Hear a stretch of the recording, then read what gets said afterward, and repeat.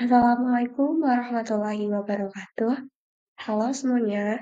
Pada kesempatan kali ini saya akan membahas mengenai pelayanan kesehatan kerja baik di dalam negeri maupun di luar negeri.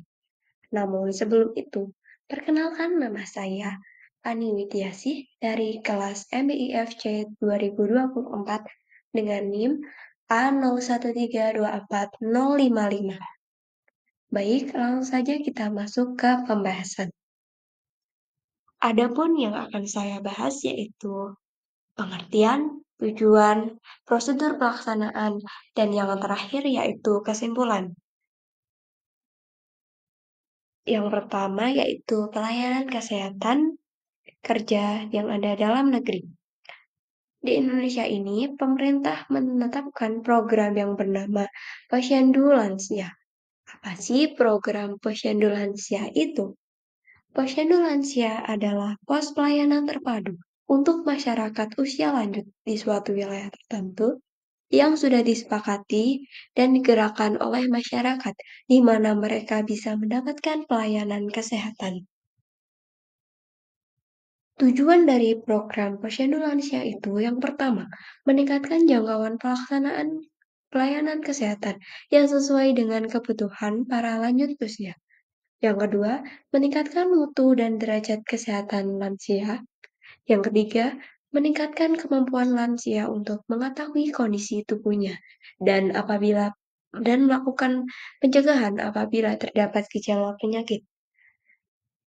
Dan yang keempat, meningkatkan keikutsertaan masyarakat dan swasta dalam memberikan pelayanan kesehatan pada para lanjut usia. Selanjutnya yaitu prosedur pelaksanaan dalam posyandu lansia. Yang pertama yaitu dimulai dengan mengisi daftar hadir yang akan dipandu oleh kader. Yang kedua, penimbangan berat badan dan pemeriksaan tekanan darah yang akan dipandu juga oleh kader. Selanjutnya yaitu penyuluhan kesehatan oleh bidan desa atau tenaga kesehatan. Penyuluhan kesehatan ini akan dilakukan perorangan berdasarkan KMS atau Kartu Menuju Sehat. Namun, mungkin dalam kesempatan tertentu penyuluhan akan dilakukan secara bersamaan. Dan yang terakhir, ada konsultasi pada bidan maupun tenaga kesehatan.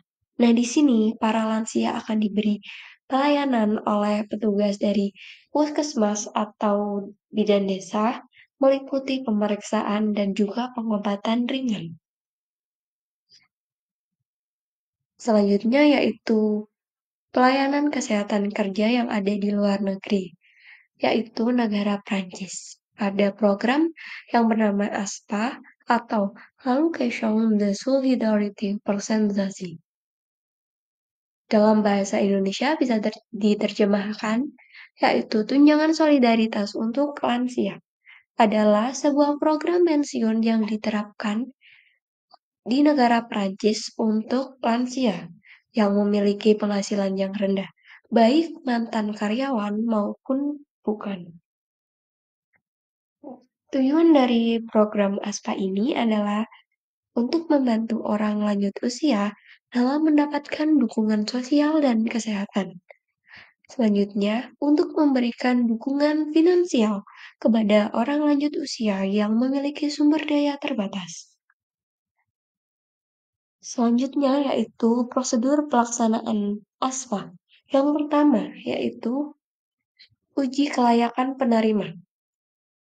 Untuk memenuhi syarat mendapatkan ASPA, seseorang harus berusia di atas 65 tahun dan memiliki pendapatan di bawah minimum pensiun. Yang kedua, ada pengajuan permohonan. Tunjangan ASPA ini tidak disalurkan secara otomatis.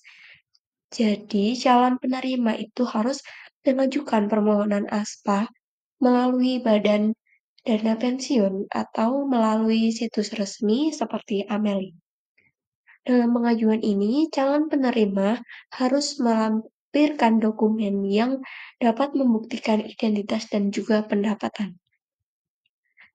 Yang ketiga ada penilaian pendapatan.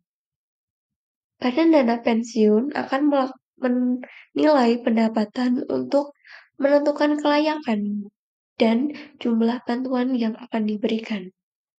Jumlah bantuan tersebut dihitung berdasarkan selisih antara pendapatan dan juga batas minimum pensiun.